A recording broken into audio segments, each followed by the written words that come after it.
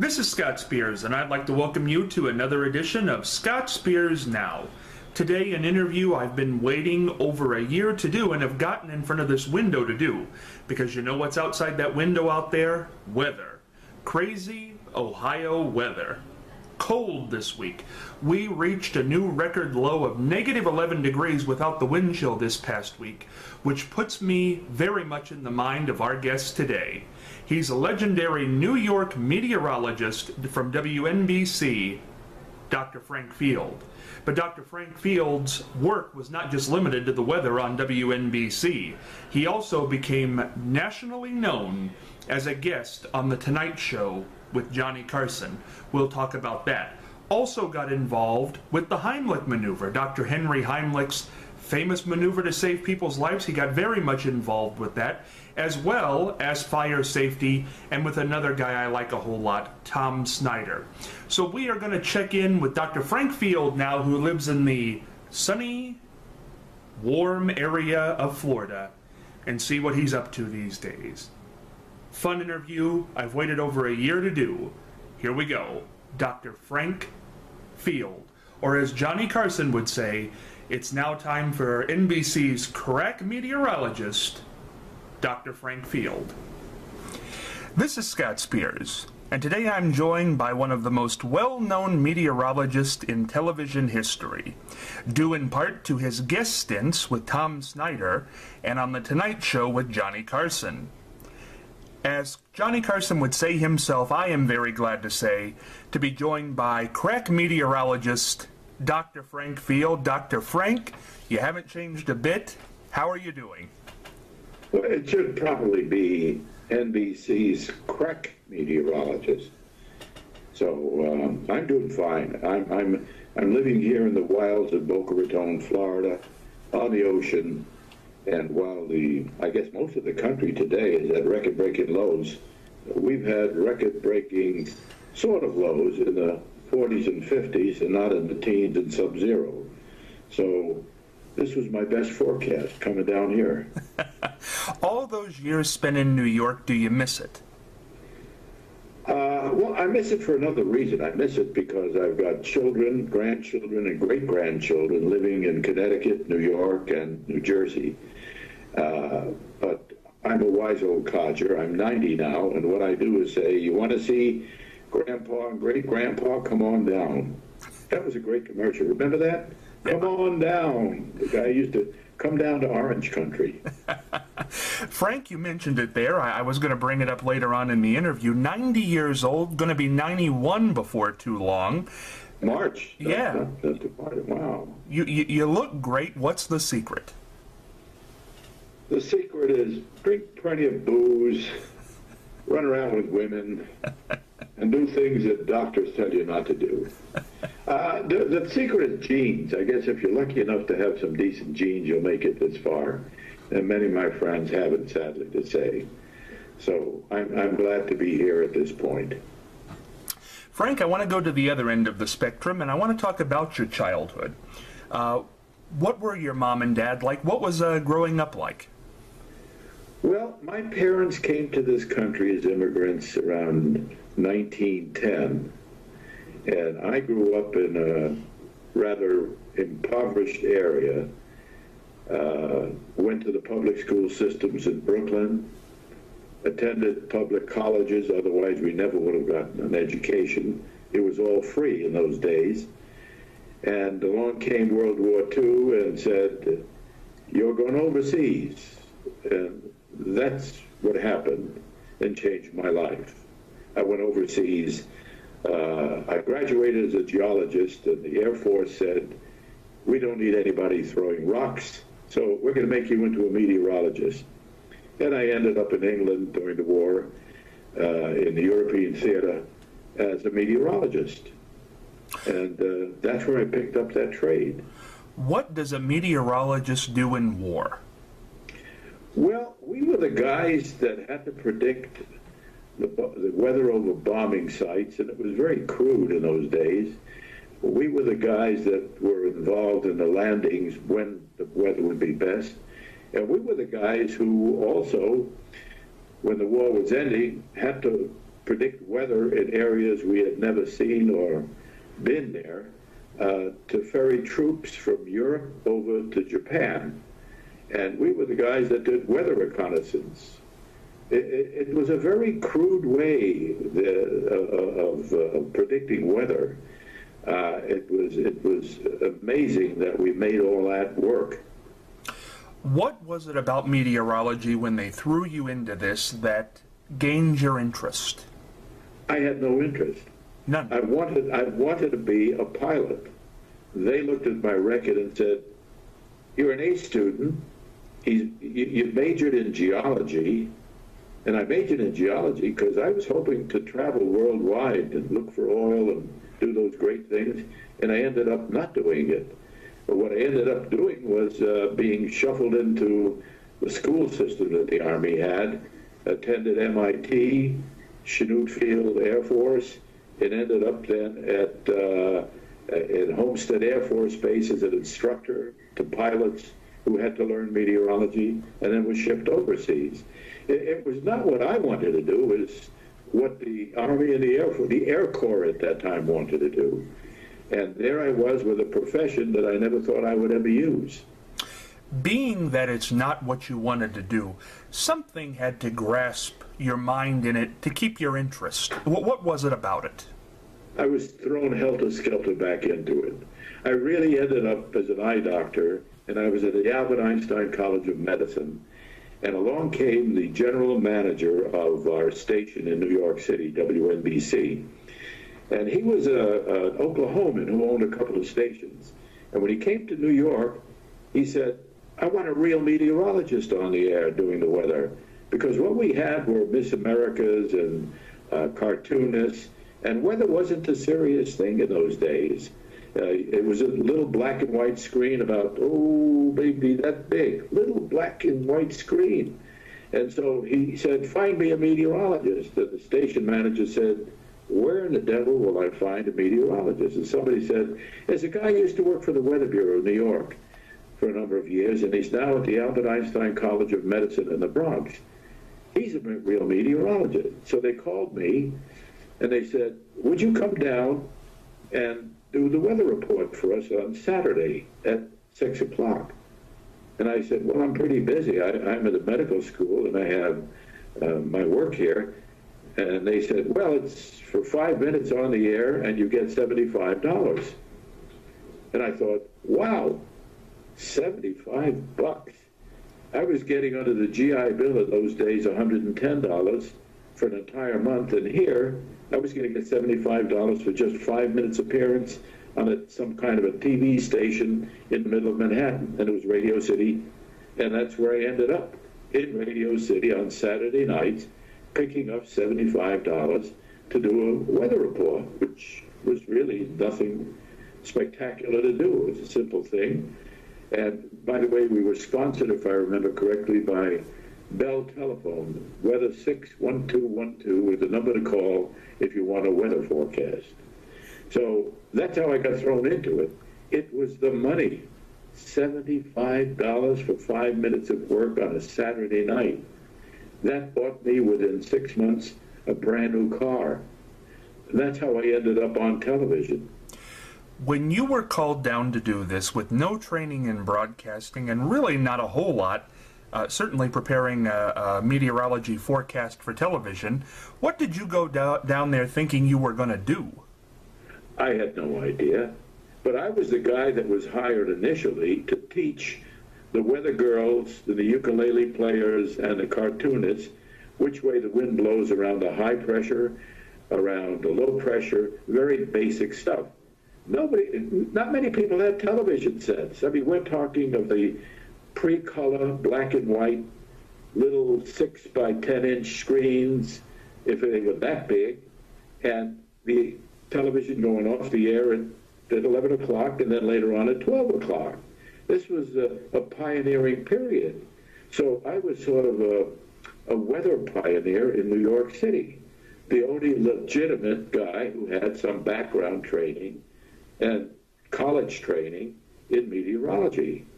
And it was a 13-week contract, which made me very happy. And I thought, well, at the end of 13 weeks, I made a couple of bucks.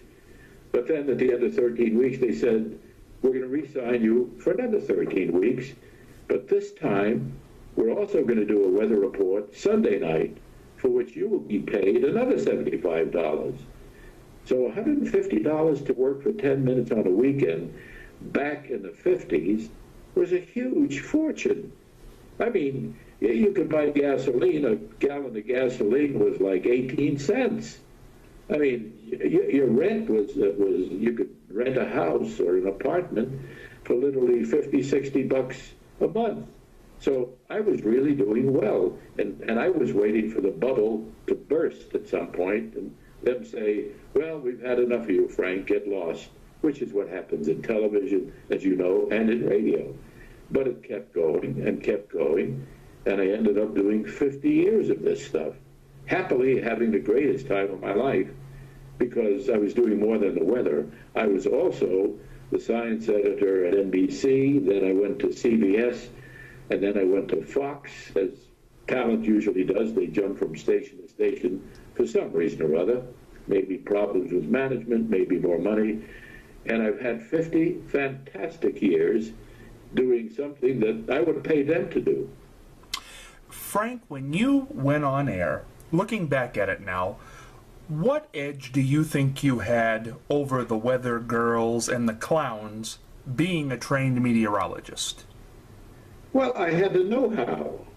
Those talents had no background, and in the event of the reason I remember the name of the fellow, Buddy Sugg, was the guy who owned the stations in Oklahoma, who insisted. He became head of the O&Os, came to New York, and he insisted on getting a genuine, real, bona fide meteorologist, because in Oklahoma and in the Southwest, tornadoes and storms were highly important. In New York, Connecticut, and New Jersey, nobody saw the sky, so it didn't matter.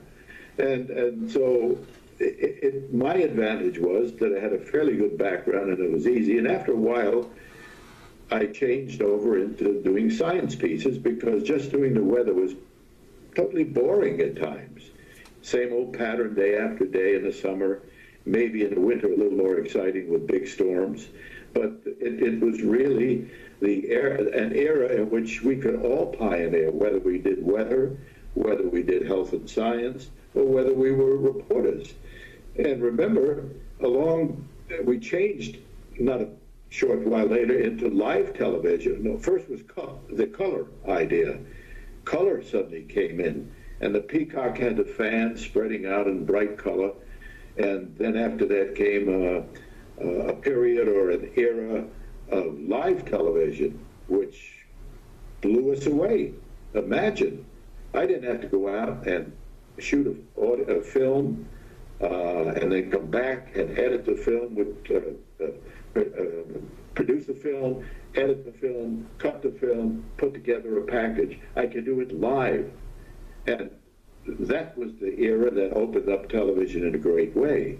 But having the background, no matter what it is, whether it's having a background in being a movie critic or being a book critic or being an anchorman or a reporter, we were picking in those days those who had that background. You couldn't just put people on the air to fake it. You're exactly right. You say you started out $75 a pop in the 1950s. In 1960, you rode over to the big WNBC. How did that happen? How did I get over there and get the job? Yeah.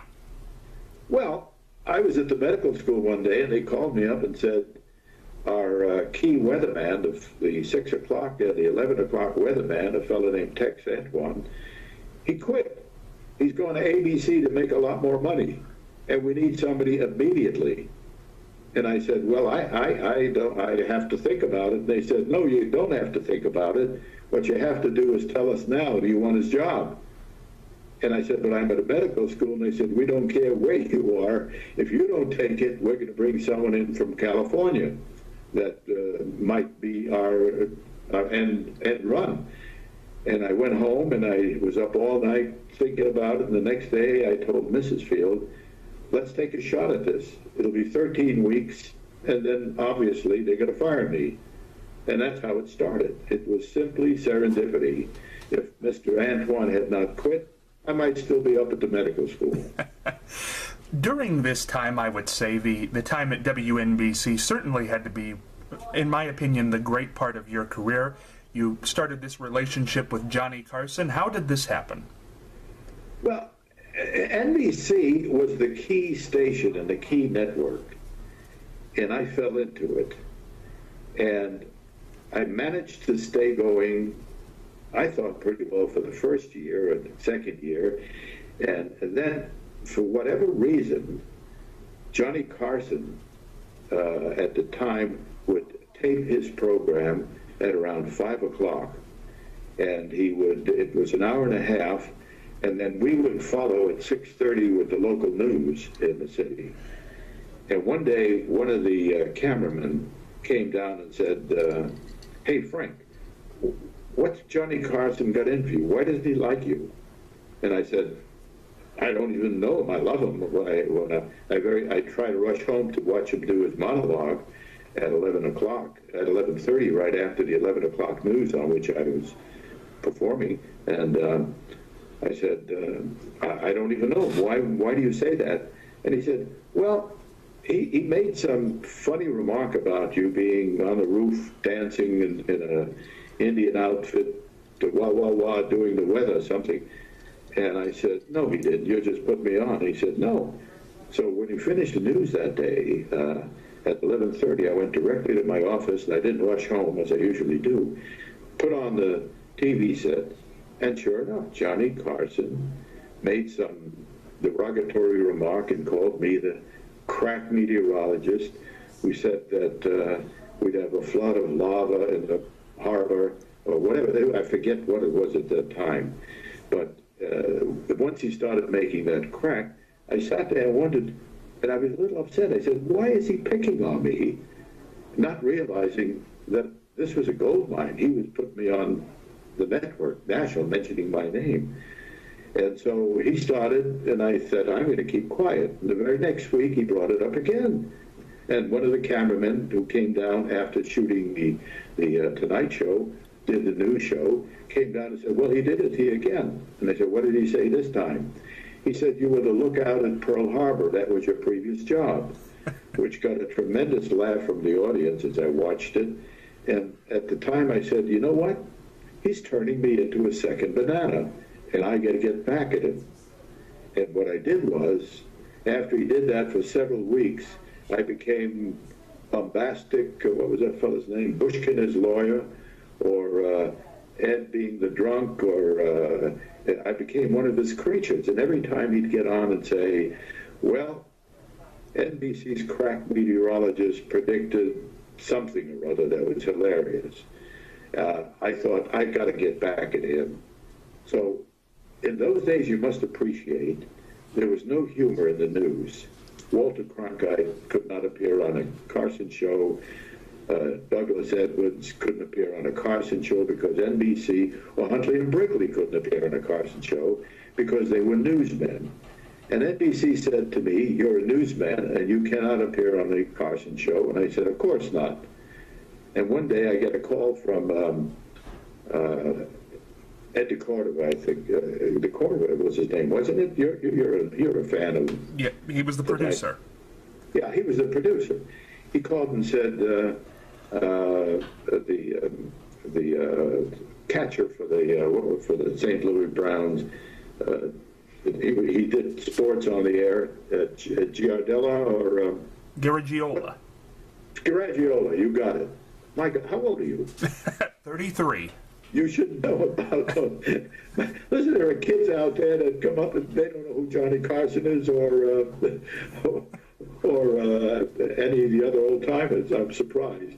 Well, at any rate, they said he's not showing up, and we want you to come on the broadcast. And I did, and they dumped water on me, and I have a sense of humor, and I took it. And after that, I became the butt of Johnny's joke, and we became pretty good friends. Friday from New York, The Tonight Show, starring Johnny Carson. This is Ed McMahon along with Doc Severinsen, the NBC Orchestra, inviting you to join Johnny and his guests, Marlon Brando, John Davidson, actress Colleen Moore, Linda Ronstadt of the Stone Ponies, NBC's crack meteorologist Dr. Frank Field, and special guest, Mrs. Jacqueline Kennedy's former cook, Anna Marie Hustet. No, we have a great show tonight. Probably the finest actor in the business. Mr. Marlon Brando is with us tonight. We have a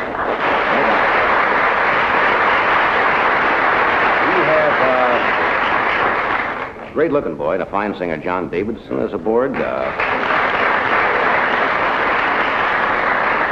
A lady who made many, many motion pictures, is not in pictures now, but is going to talk about some great days in Hollywood. That's Colleen Moore. We have Linda Ronstadt with the Stone Ponies. They're more or less from California. I think this is one of the first times they've played back east. Is it not? Staff? Yes. And I mentioned our trick-or-treat weatherman. Dr. Field will be here as soon as he gets out of his headdress.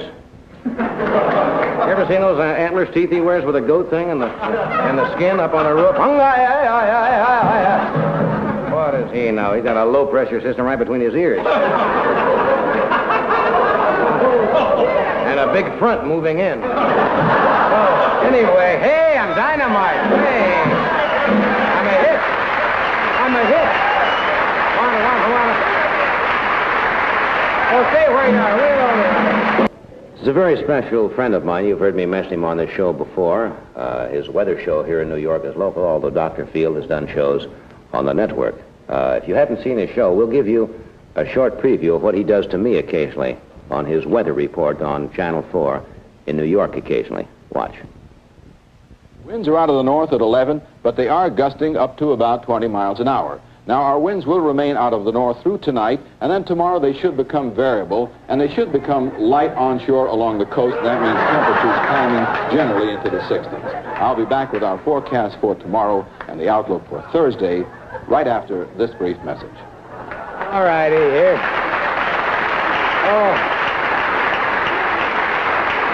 Here he is, NBC's crack meteorologist, Dr. Frank Field.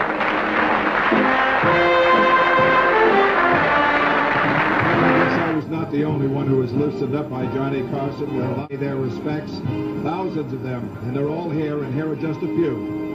What I didn't know, Frank, and I think what a lot of people don't know, is, this is going to sound silly, how funny he is. I had just seen him on The Tonight Show until we started doing our profile for 60 Minutes, and we followed him to Las Vegas.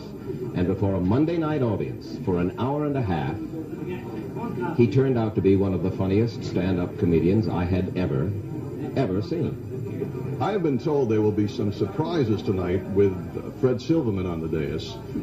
Some kind of surprise conversation between John and Fred. What it is, I don't know. But there have been rumors that John will star in a revival of Supertrain. I think I fought him in Cleveland, and I think I licked him, but he's a hell of a nice guy. I don't need any meals or work.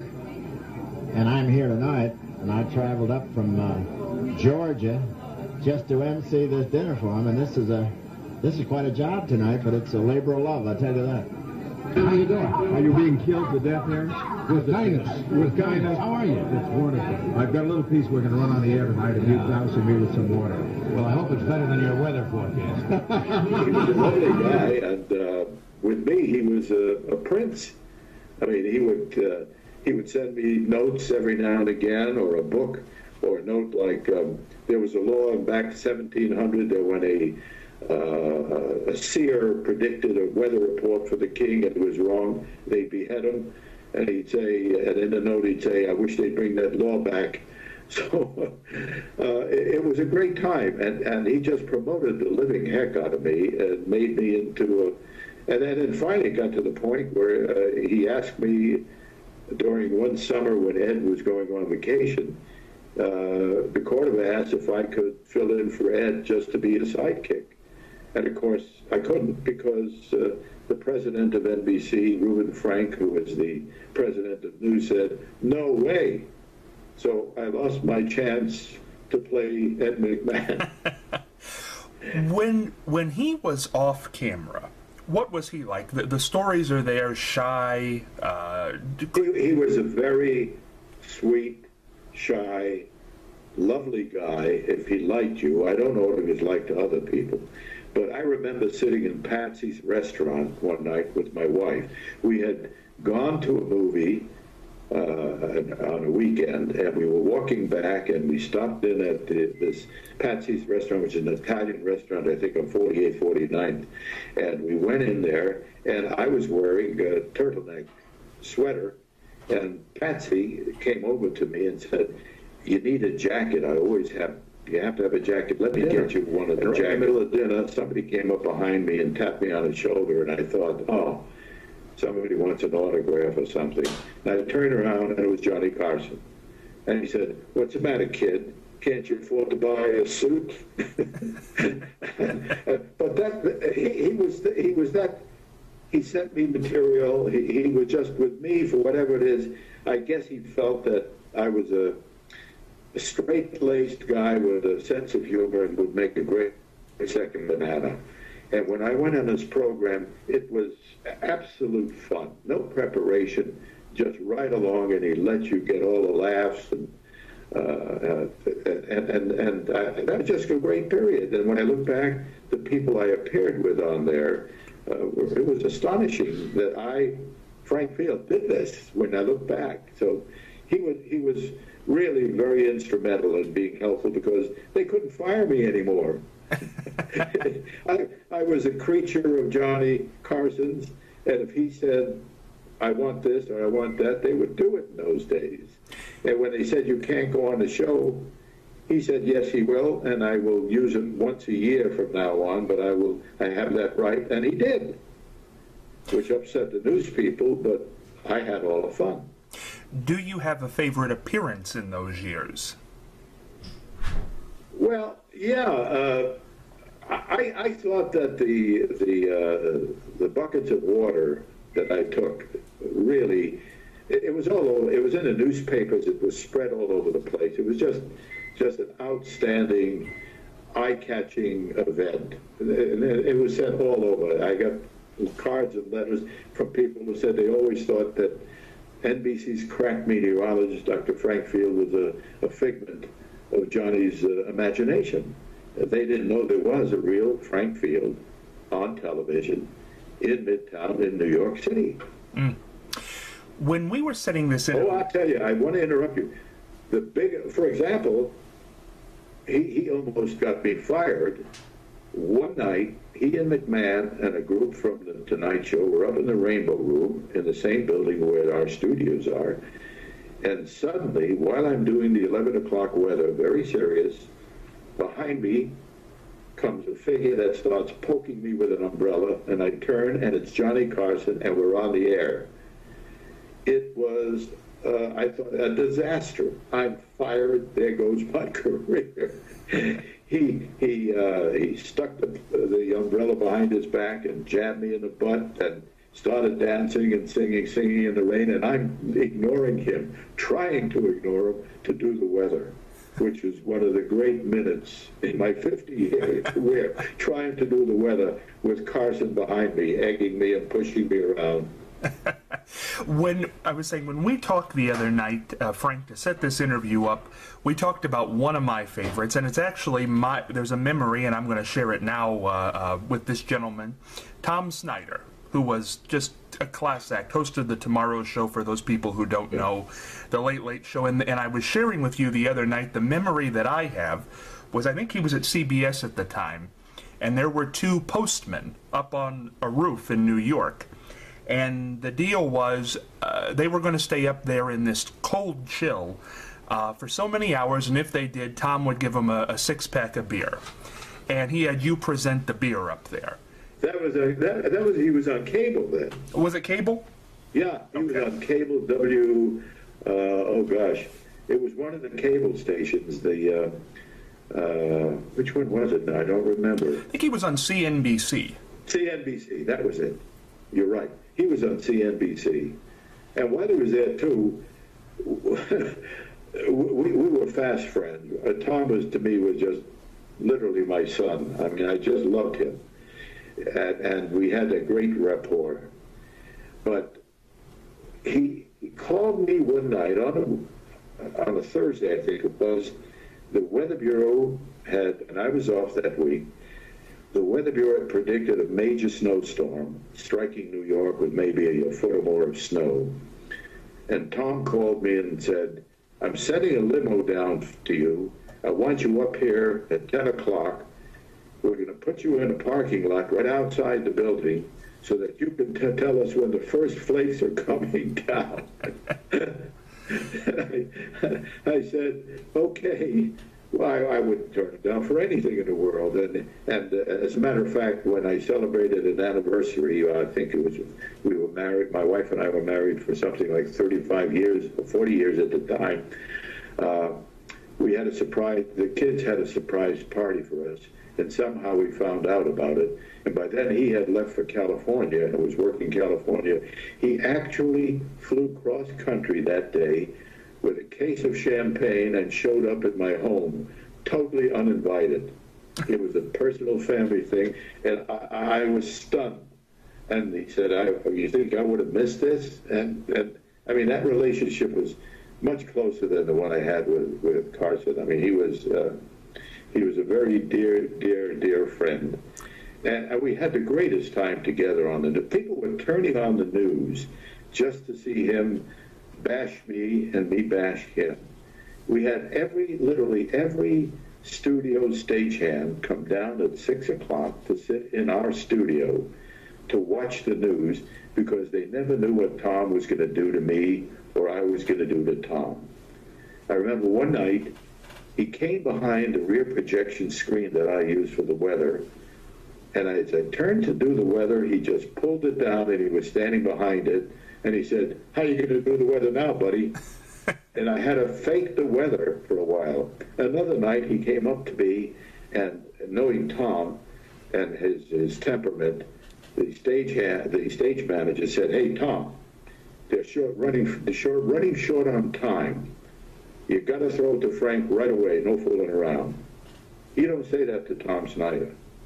So when they came out of the news package, Tom said, and now here we are with NBC's crack meteorologist, the host of Not for Women Only, a man who stays up all night to watch your weather. And he went on, and now the stage manager is holding up 5 seconds, 4 seconds, and at 3 seconds to go, he says, and now here's Frank.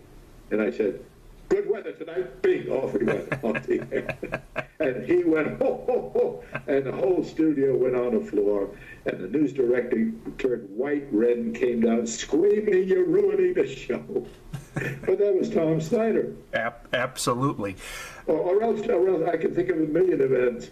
Or else I did a program on losing weight, and we had a scale in the studio, and I had to get on and weigh myself.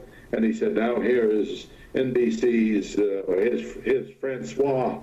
He called me Francois to get on and weigh himself, and I got on the scale, and the handle kept going up to 200, 300, 400. He put his foot on the scale behind me and was pressing down. But this is the kind of camaraderie we had. And he was just a great guy, a terrific guy. And one of the highlights of working with him was just being there with him, playing with him, or going up to his office and playing chess and closing his window because he was smoking. Opening his window in the middle of the winter because he was smoking, and I couldn't stand the smoke. And he'd run over after every move, close the window. I'd make a move and go over and open the window. But Tom, he was a genius, one of the few geniuses in television, and born for it. Frank, when Tom left CBS in '98, didn't see him again, and sadly passed away, I think, in 2007. But for a good 10 years, didn't hear or see from Tom. What was he doing? He was playing with his trains. He was writing. He kept himself pretty busy. But it was to me, television and radio just lost one of the greats.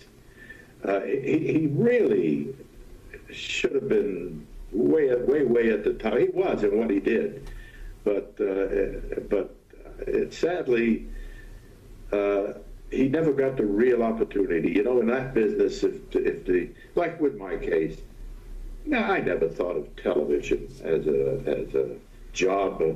It was totally out of my mind. It just came along, and with Tom, it was his life.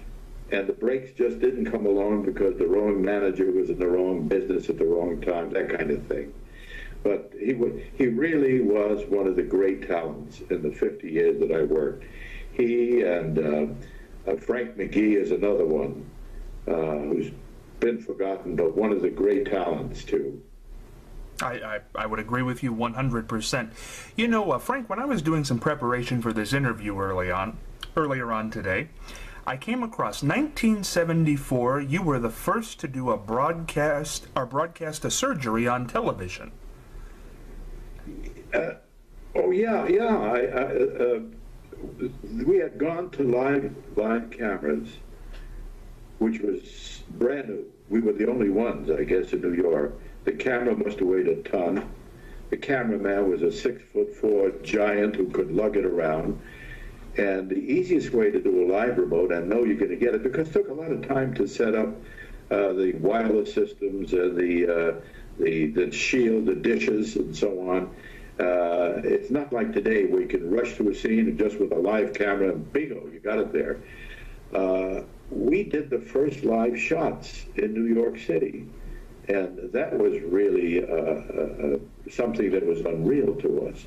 And doing a health and science report was probably the easiest live shot to do because you had lots of time to prepare for it within the studio. If you were on the 8th floor of the, let's say, the Columbia Presbyterian Hospital, you could set up a dish outside the window, run it up to the roof, and do all these incredible things. And we were the first ones to begin to do live shots. So we were pioneering in those days. You know, we'd gone from black and white to color, and now live television, which today is overly done. I mean, we know it's live. You see the guy out there, and yet the anchor will say, "Let's go to Joe Blow live," and Joe Blow answers, "Well, of course he's not dead. They're going to him live," and he says, "Here I am live at so and so, and back to you live from so and so," and that was Joe Blow live. It should be put away, put to bed. We know they're live. They're not dead at the other end. But in those days, live and color were huge breakthroughs. And we did the first live shots, and we did the live surgery of a kidney transplant, which took an hour and a half, and got NBC 5,000 donor cards from people who signed up to donate their kidneys. It was really a first in television. Absolutely. Frank, after all these the first surgery, live television, Tom Snyder, Johnny Carson, well over 20 years at WNBC, you made the jump to WCBS. Why'd you do that? Well, I really spent 25 years at NBC, and then the management changed. And as in any business, sometimes management doesn't get along with talent. And I decided that I'd just go back to the medical school. And when I told the NBC that I could not work with management because they were not doing what I felt they should be doing, and they were asking me to do silly things, I said, "I'm not going to belittle this. I'm not going to lower myself. Goodbye." And CBS heard something about that, came and said, "Is this true?" And I said, "Yeah, I'm not interested in doing song and dance. I'm a serious guy, and I've got a sense of humor, but I also want to do things that are uplifting. I want to do programs that raise people to a higher level." I had spent 10 years at NBC doing half-hour Sunday morning programs with the top doctors in the world, having them do show and tell on health. Before cataract surgery became what it is today, I had the young doctor who developed it. I had the woman who got the Nobel Award for developing radioimmunoassay testing which is what all DNA and all that is about today, genetics. And that was what interested me. Doing a 2 or 3 minute weather report was fun, but it was not as much fun as doing what I really did. So there was a disagreement, and I said goodbye and ended up at CBS for 15 years because they wanted what I was offering. 15 years at CBS, 15 great years, and then again another change happened. What happened there? Well, I wanted to cut back, and because I told my wife when I hit 50 or 60, I'm going to cut back and stop working this hard, because I began working when I was the early days at NBC. I'd get up and do a piece on the Today Show, run down, jump into a car, rush up to a hospital or some facility, shoot a medical report, rush back, do the 5 o'clock. We had the first 5 o'clock fun type news show in New York, and I do that, and then I would do the 6, and then I would do the 11, and on some days I could not make it home. I would just check into a hotel up the block and be back for the Today Show or Not for Women Only. It was a horrendous schedule. I couldn't keep up with it. But it was the greatest thing, the greatest joy I've had, working with Lynn Redgrave on Not for Women Only after Barbara Walters left. I mean, these things were thrown at me. I couldn't refuse them. It was just, you were getting paid for having fun. It's like a baseball fan getting paid to come to the stadium to maybe handle a couple of bats and give it to the players. I mean, this doesn't come along very often. I was just one lucky dude. You have this great voice, this great knowledge, great visibility in New York, certainly even across the country. Why did you finally decide to hang it up altogether? Well, when I hit 70 and 75, I said, that's it. I thought that it was not as much fun, and I wasn't doing as much as I wanted to or where I wanted to. I want to do the things that I'm doing now, fire safety for children. I've developed this series on fire safety. I did a series at CBS back in '84 that won 6 Emmys, and that was purchased by several companies. Let's say it was let's see now who bought it in those days. It was the smoke manufacturer, the guys that make the smoke detectors, had McDonald's bought the rights and were distributing this fire safety series that we did. And I fell into that because that's what's needed in this country. You want to save children's lives. It was like the Heimlich maneuver. I mean, the Heimlich comes from your state. I did a half-hour Sunday morning program with him on a technique that he developed for people who had esophageal cancer. And 3 or 4 years later, he called and said, I got a great technique for saving people's lives. You squeeze them, and he demonstrated it to me. And I said, okay, we'll do it. And we did it on the air and plugged it for 8 years until it became the tool that's used nowadays. These are the things that I had an interest in. It wasn't money anymore. It was just in what I did and what I could do. And so I figured I'm going to hang it up. There comes a time you gotta get off the stage, let somebody else do it. And the guy that, by the way, took over my slot at NBC, I see him frequently on television now. His name is Al Roker. Not doing too bad. No, I mean, there's room for everybody. When you got to get off the stage, that's what you do. Do you miss it? I miss it, but I don't think I could handle it. I couldn't do at my age these 20 hours spots for 2 or 3 days. When you go into a crisis mode on a storm for the weather, which they used me for, I used to get out there on the street and try to do live reports in 15 inches of snow and come back and catch the flu and get sick. It's not for us oldsters, let's put it that way. And I think there's lots of room for young people to do that kind of thing. Unfortunately, the economics now seem to prevent that. It's all cut and dried now, and certain patterns you follow, you can't innovate. You don't see anything new. Everybody's following everybody else. In those days, I was the first science reporter, which meant when I was at NBC, CBS said, holy mackerel, we got to get a science reporter. They're killing us. So they hired a fellow named Earl U. Bell, who was a writer at one of the newspapers, and he became the science reporter. And then another station hired a science reporter. So we were the pioneers in a sense. We were the pioneers. I was the first one to use radar. There's no such thing available. The lucky thing was the Weather Bureau moved into Rockefeller Center and put its dome on top of us so we could run a line down and sneak it in. So we were the first radar people. Then we were the first satellite people. And then on the space shots, during the years that we went to the moon, they needed somebody to explain, when you throw something up, why doesn't it fall down? And they didn't have many newsmen who understood science. And those were long hours, you're up all day and all night while the astronauts are up there. And at an early age, you can do all that. But at my age, I'd be sleeping at the desk. Frank, I've had this argument with several people, and you're the person to have it with because I'll take your answer as definitive. You want to argue with me? Yeah, let's argue right now. Okay. Here's the thing. You said it there. When the reporters go out in the hurricanes and the snowstorms, and they're standing out there and with the microphone and the lights on them, and I understand television is seeing, and it's pictures, I get that.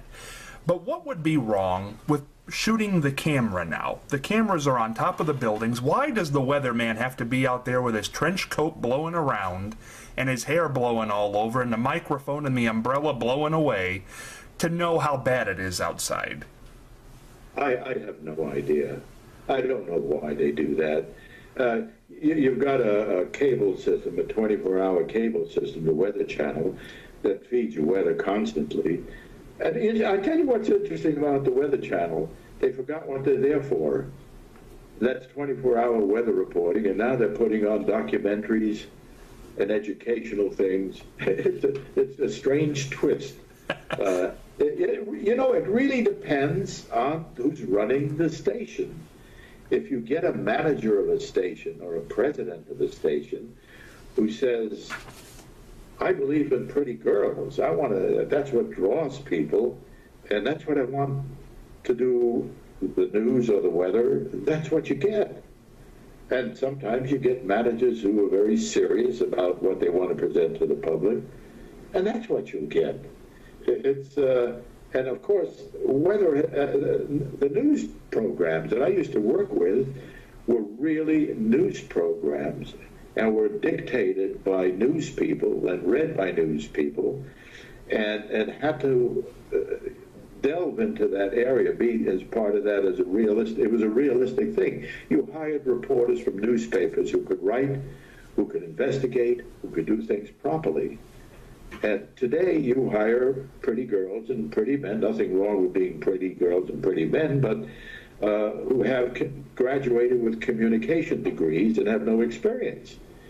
I mean, I had an incident late in my career where we had a reporter standing at the Verrazano Bridge turn to a cameraman and say to him, "Where does this bridge go?" He just did a report, and he had no idea where the damn bridge went. But he was a good-looking, deep-voiced guy who could really sell, and that's what the management wanted. Well, the guy with the big ears and the bent nose, who was brilliant in writing, and he was not hired. So it's part of the game. He would have known where the bridge went. I wouldn't know where it went. It went to the other side. Exactly. Frank, I want to look back here to the Heimlich maneuver, because I just received word actually today that Dr. Heimlich's releasing his life memoir. Going to be a big. No, he's going to release it next month. But I learned of it today. Oh. Going to be a big book party down in Cincinnati next month, February. Would you call him up and ask him if he remembers Dr. Frank Field? I will do that. Because it shows you how life works. I did the Heimlich maneuver, promoted the hell out of it in New York. It grew after 8 years, and I had fights with the Red Cross about its efficacy. They said you're going to break people's ribs, and it was all kinds of a hassle. And also, even the news director said, for God's sake, Frank, you've done 7 reports on the Heimlich maneuver in 2 weeks. And I said, yeah, because people, when they're saved by the Heimlich, call me and say, I saved my baby with what I saw you do. And I want a crew to get out there and shoot that, and I did, and put it on. Well, why don't you do something about the common cold? Well, I said, no, I'll do what I want to. I'm the science editor. So it was provocative, and 15 years after the Heimlich maneuver became big time, the sportscaster Warner Wolf saved my life. We were sitting in a restaurant. I choked on a piece of steak. I was going to die right there, and Warner got up, grabbed me, did exactly what he had to do, and pop, out came a piece of meat, and I went back to work at 11 o'clock, in between 6 and 11. Now there's a story. Yeah, it made the newspapers. We had Warner Wolf posing with me, saving me with the Heimlich, and Ed Koch, the mayor of New York, was saved with the Heimlich, and when he was interviewed, he said, thank God so-and-so saw Frank Field on the air demonstrating it the other day, or I'd be dead. So this is a wonderful occasion. That's the kind of thing that really made you want to get up in the morning and go to work. But that doesn't happen anymore. I mean, unfortunately, it's a business now, and you can't spend time wasting time a day or two on a deep report or something. It's got to be instant television, and more often than not, it's a facade.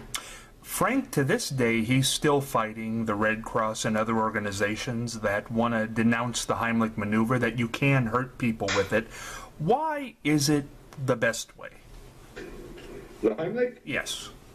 It works. It's that simple. The complaint in the early days was, and I agreed with him, was that it had not been proven. And I said at the time to Henry, I can't put you on the air to describe this unless you get it published in a legitimate medical journal. And he did. It was published in the AMA journal. And when he did, I was able to introduce him on the air at the 5 o'clock news program, which was very light. I had to produce a health package 2 or 3 times a week on that program.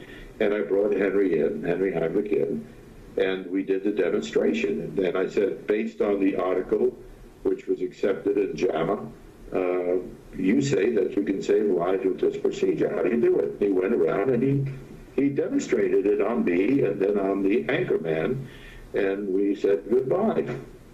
And 2 days later, I got a call from the executive of a fuel oil company in Brooklyn, who said, my God, I saved my brother at the Brooklyn Club this afternoon. He was having a steak sandwich. He started to choke. I remember what you showed us the other night with that Dr. Heimlich, he mispronounced his name, and he said, I saved my brother's life. I would like to send a $10,000 check to Dr. Heimlich. And I said, really? He said, yeah. I said, I'll tell you his address only if you'll let me come and shoot the story of you saving your brother at the club and demonstrating it.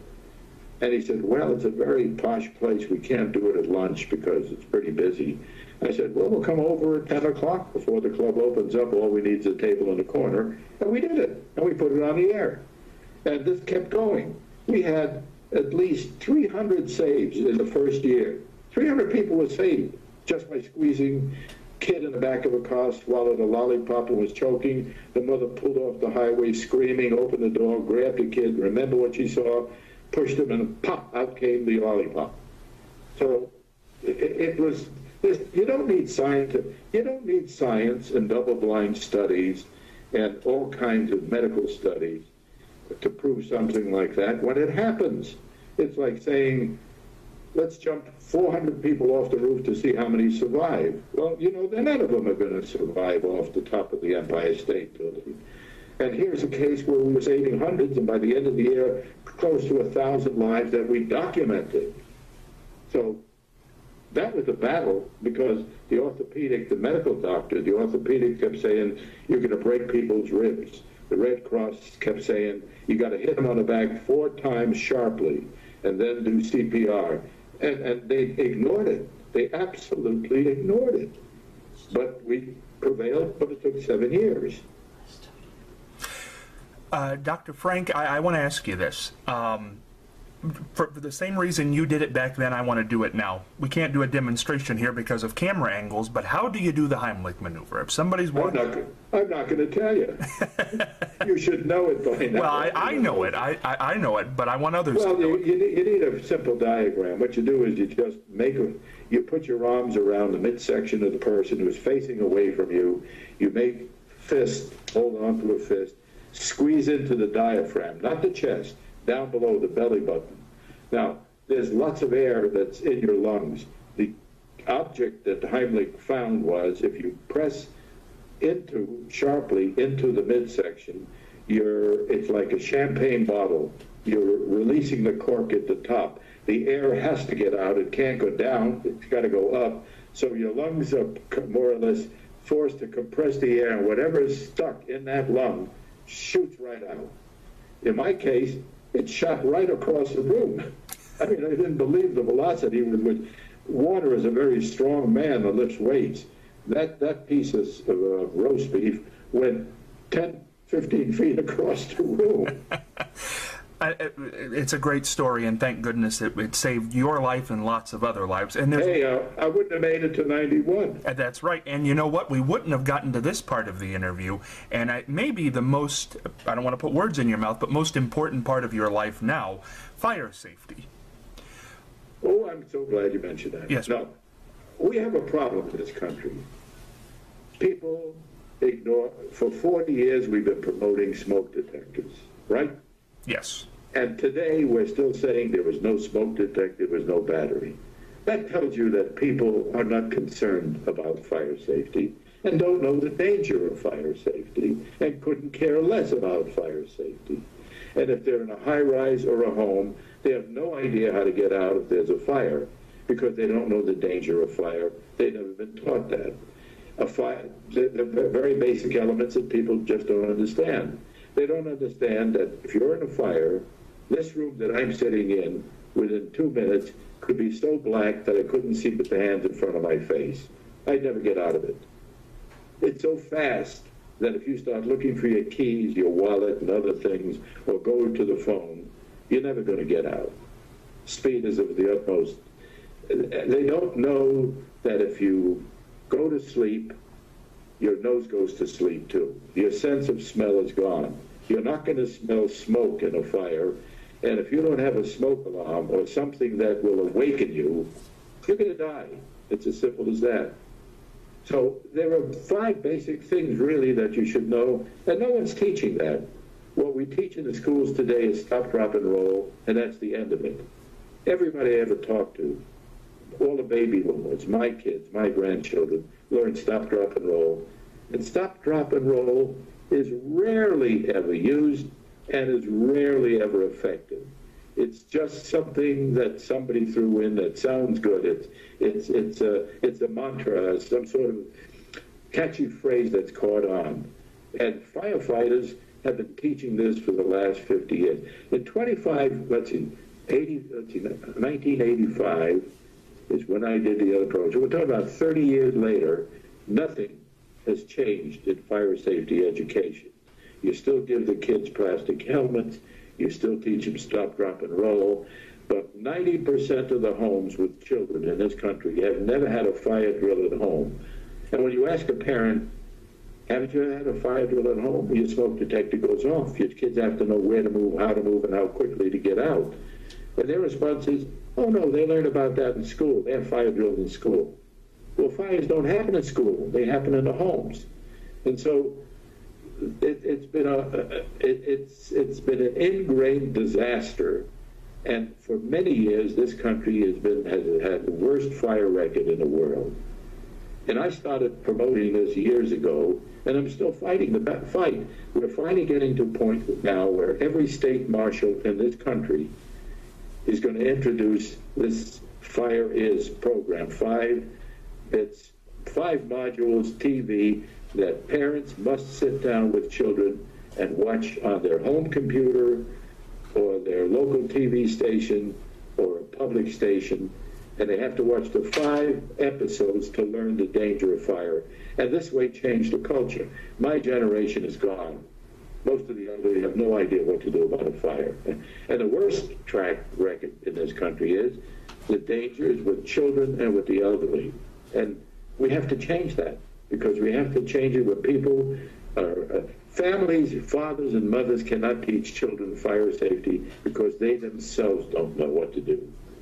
So it's been a vicious cycle, and I forgot how important, I bet if I had a bully pulpit and I were on NBC or CNN doing a series like this, we'd have made progress. But I gave up too soon. I should have worked till I was 100. Well, you're not done yet. You're not done yet. And it's very important that you say that, and certainly I think everybody should be encouraged to watch this series and know these things, and I know it's more than we could give here, but Dr. Frank, for the people watching this show... Well, didn't I give you the website we have in New Jersey? Give us the address. Why don't you give us the website? You can put it up on your machine there. It's njfiresafety.com. And what we have are the 5 lessons on there. It's all free. Any fire station in the country can pick it up. They can download it. They can use it. It's 5 specific lessons. And it has Stormfield, my son, on there, Allison Field. The camera work was done for free. Everything was done for free. And the distribution of this was made possible by the New Jersey Homeland Security and MetLife. That was way back before we finished the series. So we're trying to get it out, and in the past year and a half, I believe we've had 30,000 families that have taken the course of 5 lessons. The idea behind it is this: we don't get involved with the school, take time from the school. We simply tell the school that any middle school class, every middle school class student has to go online or watch the TV at the school, wherever it's placed, the video, watch it 1 per month for 5 months. And they've learned more than stop, drop, and roll. They've now got a foundation ahead when they go off to college to prevent dorm fires, to understand what a fire really is, because right now, nobody understands it. If we take stop, drop, and roll out of it, because that is the catchy... No, this stop, drop, and roll is okay. If you're dealing with tiny children, but don't make that the end all. You can't stop at that point. That's what every school, and practically every school in this country, stops with stop, drop, and roll. There's nothing in middle school. Did you have anything in middle school? I did not, and that's why Did you have anything in high school? Nothing beyond that. How about college? No. Okay. It speaks for itself. So no, but it hasn't gotten past that barrier. The assumption is that once you know stop, drop, and roll, and you tell children don't play with matches, that's the end of it. There's no education there. It is not fire safety education. So I am going to put the website up there, but that being said, for people who are watching this, what, and I know it's hard to pick, but what happens if there is a fire? What should you do? Well, it depends on the circumstances, the home. If you're in a high rise, if you're in a low rise, if you're in a private home, you should have an escape plan.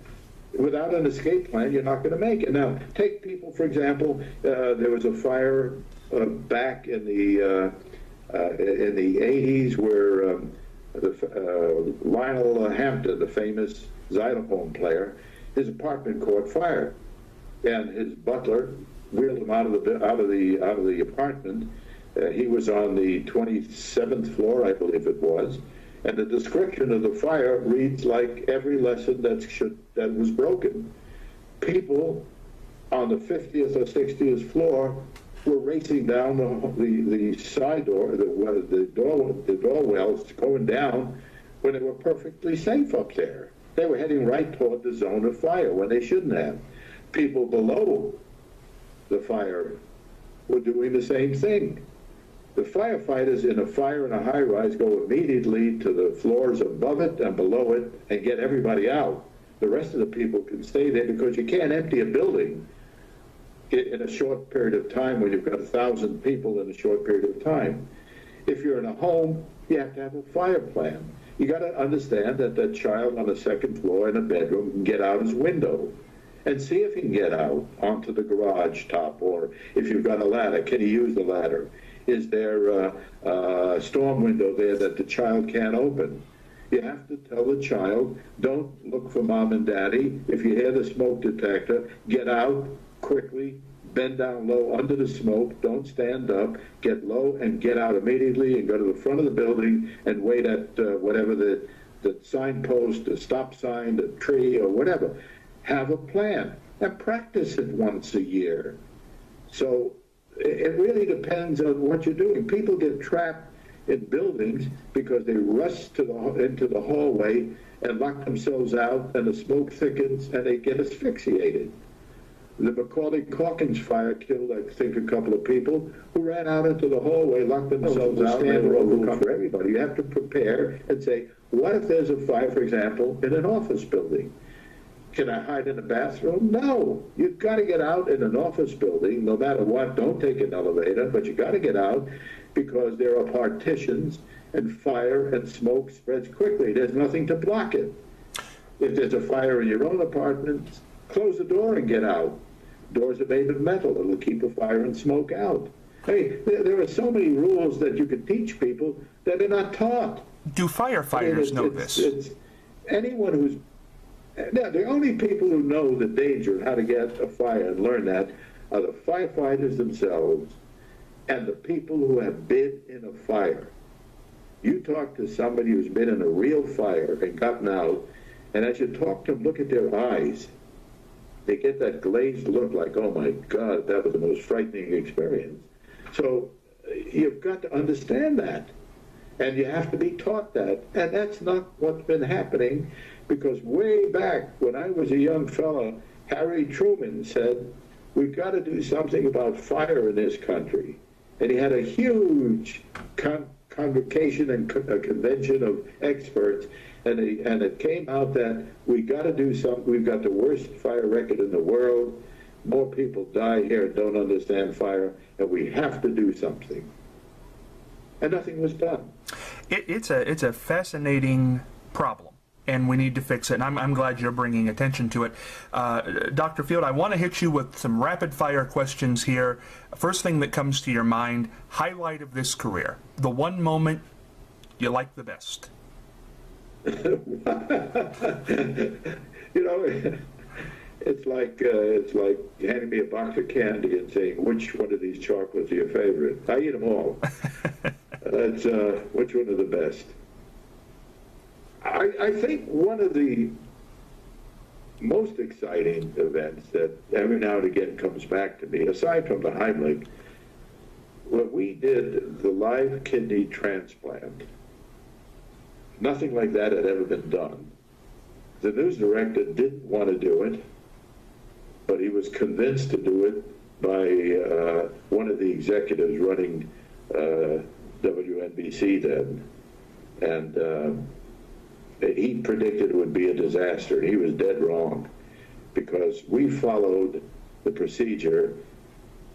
They kept coming back to me, and by the time we opened up at 5 o'clock with me in an empty operating room with nurses around me preparing the place, and with Chuck Scarborough, who, by the way, by 2014 is still working up in New York, I understand, with Chuck Scarborough saying, we're going to be going to Frank Field, who is in the operating room at Dowden State University, where a African-American mother is about to give her African-American daughter a kidney transplant, and we will follow it closely. And there's a reason behind it, because thousands of people are dying because they can't get a kidney transplant, and people are dying and leaving their transplants to wither. So we're doing that tonight, and here's Frank, and I did an introduction that said I will be going from that room where the mother is, and a cameraman carrying this huge camera, weighed a ton, and me pulling the cable. pulling ahead. He followed me into the room where the mother was going to be and into the room where the daughter was going to be. And that's what we will do. And back we went to the studio to carry on. And every 15 minutes or so, maybe less, I would get on the mic and say, they're about to take the kidney out of the patient. Come to us in a minute. And they'd say, now we have to cut away because they're about to take, and we followed that procedure. And the newspapers, all over every television station in the city, and I guess every radio station could not believe what they were seeing. They could see the clocks in the operating room, and it was real time. We were doing it live. The name of the doctor was Kuntz, K-O-U-N-T-Z. He was an African-American, too. He picked up the kidney out of the woman's body, and he said to the other surgeon, you can sew up now, put it into a bucket of ice, and he carried it down the hallway with me trailing him, talking to me, saying, now the kidney is fine, has turned white, as you can see. Once we put it into the body, it'll change to red. And we walked down into the room. We went where the other team was standing around. And at that point, I go to the side. He starts doing his operation, and he's doing play-by-play for about 5 minutes. And he says, now it's going to take about 8 or 9 minutes for this thing to start warming up. And we go back to the studio, and the studio was, everybody in the studio was staring, couldn't believe it. It was a blockbuster. You could not believe what was going on. It was a live kidney transplant seen during the dinner hour. There were some critics who said, I couldn't have my dinner. I was eating my dinner, and there's this guy up there pulling a kidney out of somebody. But it was just the greatest 1 hour, 2 hours that the thing that to me highlighted it is when I met people from other studios, other stations, they'd all come up and say, hey, last month or last 6 months ago or last year when you did that kidney transplant, we were watching your show in a control room. We almost forgot what the hell we were doing because we couldn't believe what the hell you were doing.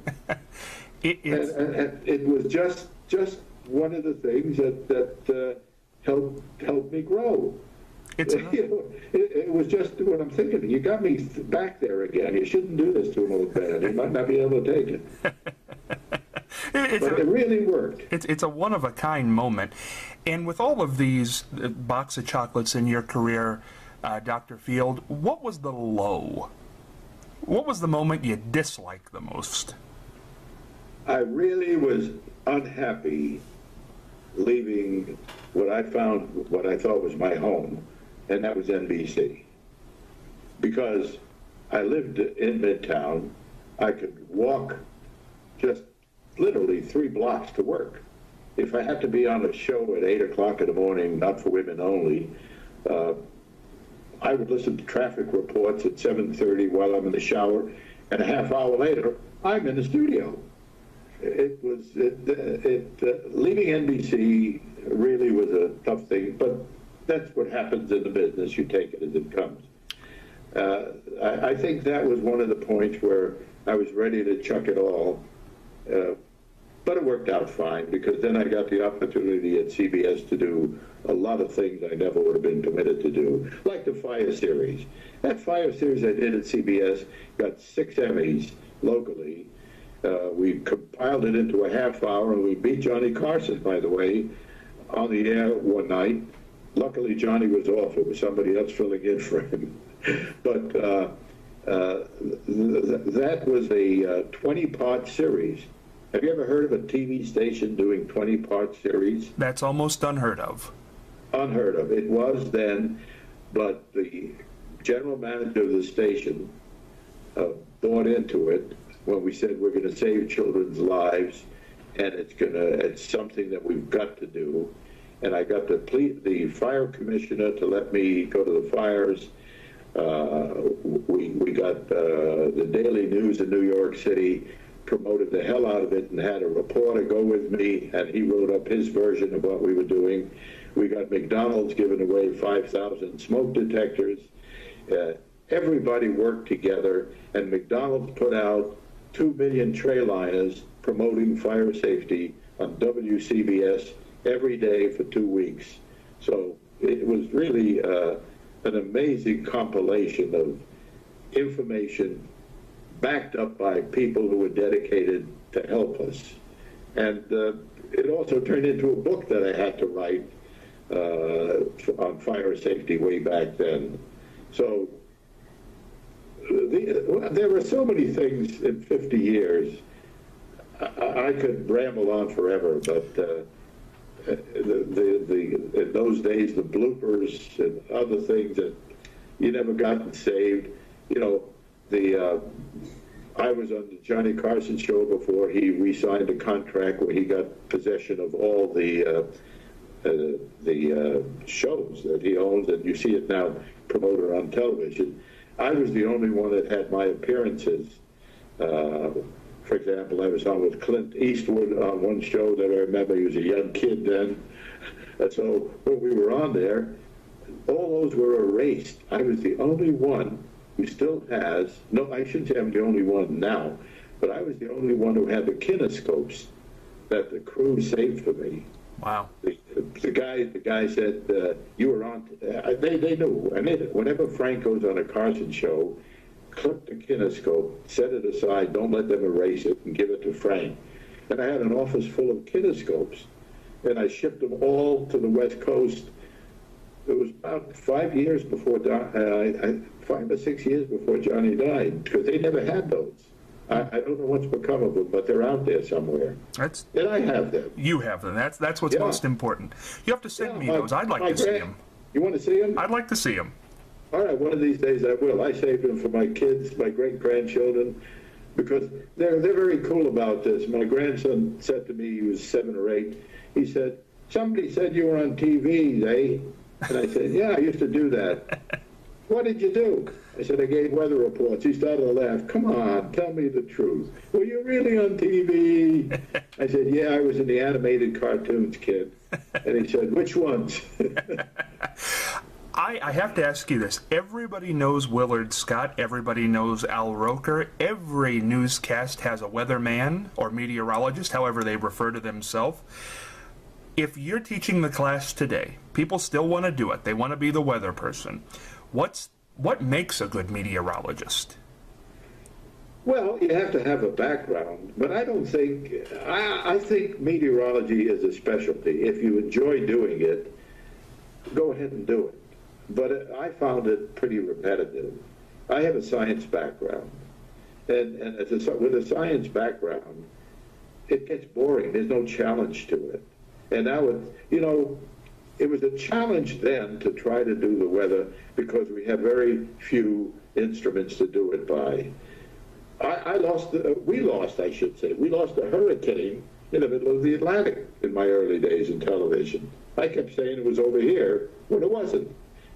Because the only way we knew there was a hurricane out there was from ship reports. You get 3 or 4 ocean miners reporting in saying the wind is 70 knots from the northeast, and another ship would say the wind is, report directly by radio, the wind is out of the southwest at 110 knots, and you would build a circle and say the storm is somewhere near maybe 1,000 miles south of Bermuda. That was the only way we knew it. There were no satellites. Today you see a satellite, with satellites you see the storm born, you can track it second by minute. You can have aircraft fly into it and tell you where it is. So now it's a game. Is that bowling ball going to hit the middle pin or the left pin? And you're still having a little bit of a difficult time pinpointing the accuracy, but at least you now have some scientific instruments, so there's no challenge as much. There still is a challenge because meteorology is a challenge. But in those days, it was really a hazard to try to predict where a hurricane was because you didn't know. And, we had a hurricane that we said was at a certain point, and it showed up at another point a day later, causing all kinds of damage. And the question was, why didn't you know it was out there? Well, we didn't know because we had no data, nothing to go by. From the man who never went to broadcast school, who spent 50 years in it, what makes a good broadcaster? Well, drive, intelligence, are willing to know what you don't know, don't fake it. It's obvious sometimes well, maybe I'm unique in that way. I watch a broadcaster who ends up in some country where he's never been before, doesn't speak the language, and I'm saying, what the hell is he doing there? I mean, what was the purpose of sending him there? Because our news reporters there, you've got locals who speak English, use them. And that's what they're beginning to do because it's more economical. In my day, they'd send the anchorman out there. For what reason? Yeah. I mean, he's not going to report anything. He's never been there, and he doesn't know the climate. He doesn't know the politics. Somebody's going to write it for him. So don't become the answer all, you know. It's like dealing with doctors. One of the problems I had, well, the only problem I had really in talking to doctors in 500 or 600 half-hour programs, to tell them, if I have a stupid question that you can't answer because it's not in your ken, it's not in your field, just say, I can't answer that. I'm a neurologist. I'm not a pediatrician, so I don't know.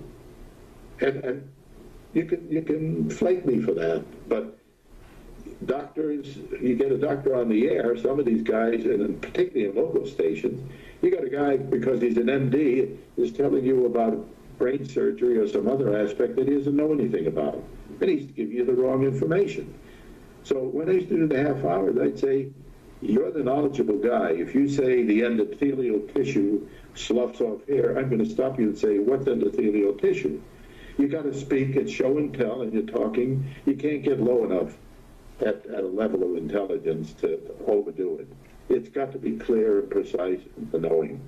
And so the reporters have to, you know, Frank McGee and some of the other key people never got out of college, and yet we have terrific intelligence by reading.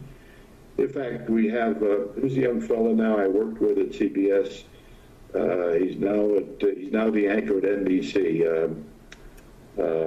Brian Williams? Brian Williams, yeah. Brian Williams is a young reporter at CBS when I was there. And he's very bright. He didn't go to any named colleges. He didn't go to, I don't think he went to communication school. He went to a community college. But he's an avaricious reader. He has the talent to ad-lib and speak. And way back then, we thought he was the best up-and-coming guy at CBS. And NBC stole him away because some executive of CBS didn't think he was anchor quality, which is the funniest story I ever heard.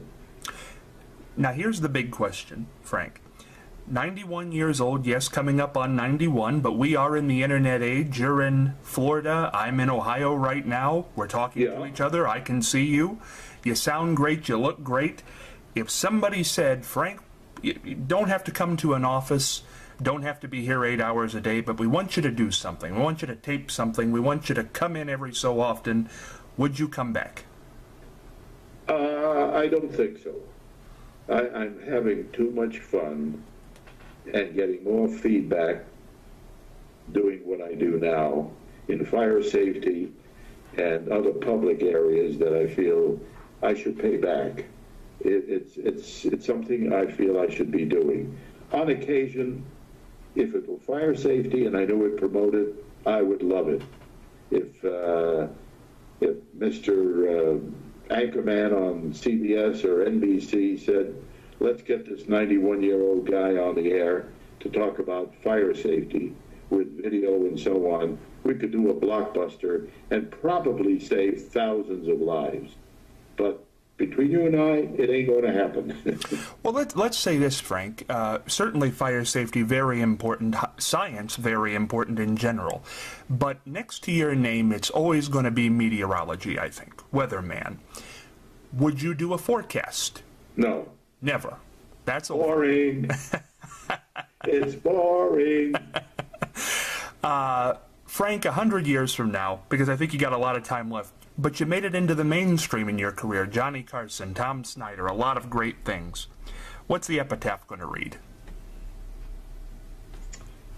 He got paid for doing what he loved. Can't say anything better than that.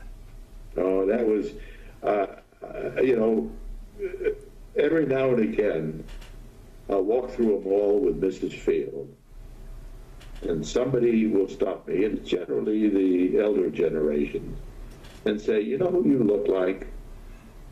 And I'll say, no. And they'll say, you look like the guy I grew up with and I watched for years in New York, Dr. Frank Field. And I'll say to them, yeah, that's who I am. And they'll say to me, no, you're not. And I say, I have to pull out my driver's license. They say, here's my driver's license, you son of a gun. Go ahead. It happens. You know, it does happen that way. I get a kick out of it, but Mrs. Field doesn't.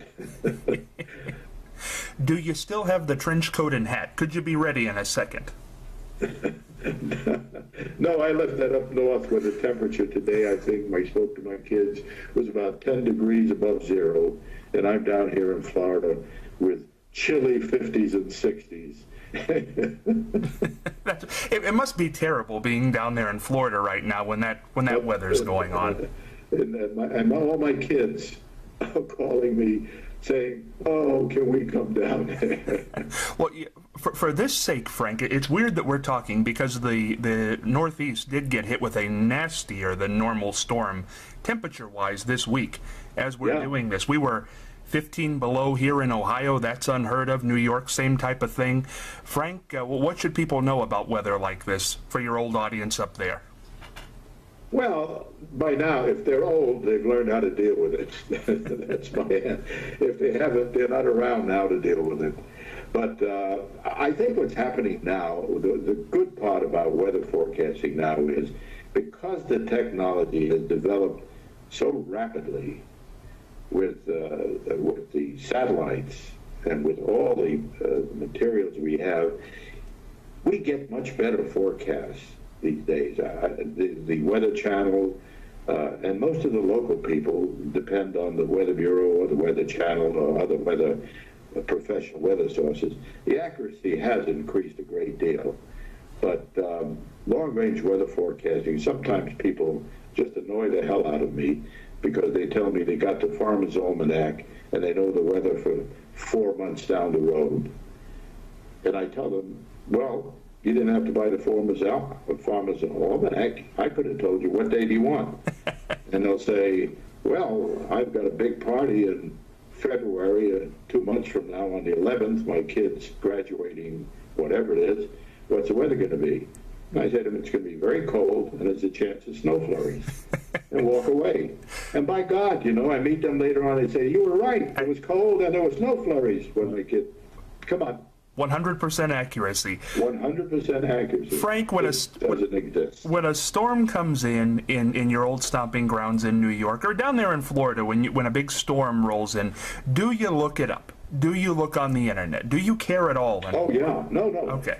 I generally, living in Florida and right smack on the ocean, if I pull the drapes here, the beach is below me and the Atlantic is off to the east. I generally get up and throw the windows open, look off and say, well, southeast wind, nice swell on the ocean, no problem. If I see it's cloudy and I want to go out, I just use my iPad, my iPhone, or my laptop and check the radar and say, yep, there's showers and they're moving down from, let's say, West Palm heading here, so I got 20 minutes to get out and pick up the goodies at the store and get back. So it's, but weather as a whole, you know, 50 years of it, I'm not a weather geek anymore. I really am interested in lots of other things. So the old adage that weathermen never retire isn't true with Dr. Frank Field. No, I retired. I'm now a firefighter. What was that joke? It was weathermen never retire, darn it. No, there was another one. There was a better one that said, I forgot the rhyme. It was a double line doggerel. It was, you never forget the weatherman's failure. I forgot it. It was way back 50 years ago when I had it over my desk right on the wall. Frank, I have to tell you, this has been very fun for me. I enjoy going back in memory lane. It really took you a long time to get to. You've been bugging me now for what? Almost a year? You're very hard to get to. No, I'm easy to get to, but I'm hard to convince. I'm a self-effacing guy. I don't want the publicity. I've had a great career, and you know, when you asked me earlier about Johnny Carson, my God, I don't know how he survived. He couldn't walk on the street or go anywhere. Privacy is totally it's non-existent for somebody like that. And when I was at the peak of my working days, when I was both science and health and Carson and Snyder, Mrs. Field wouldn't walk with me on the street. She'd walk 20 feet ahead because somebody'd stop me for an autograph. And while I'm signing it, I look up, my wife is now 2 blocks up 6th Avenue. Well, I say, why didn't you wait? I'm not waiting. Well, now, a year after my convincing, it wasn't so bad, was it? Well, you know, I got to get to the bathroom. If you don't stop, let me. I'm going to just get it. You know, we old timers are. I'm a frequent flyer and a frequent peer. Well, and so you better let me go now, or you'll be sorry. That's the best way to end. Dr. Frank Field, thank you so much for coming on. Have a good one.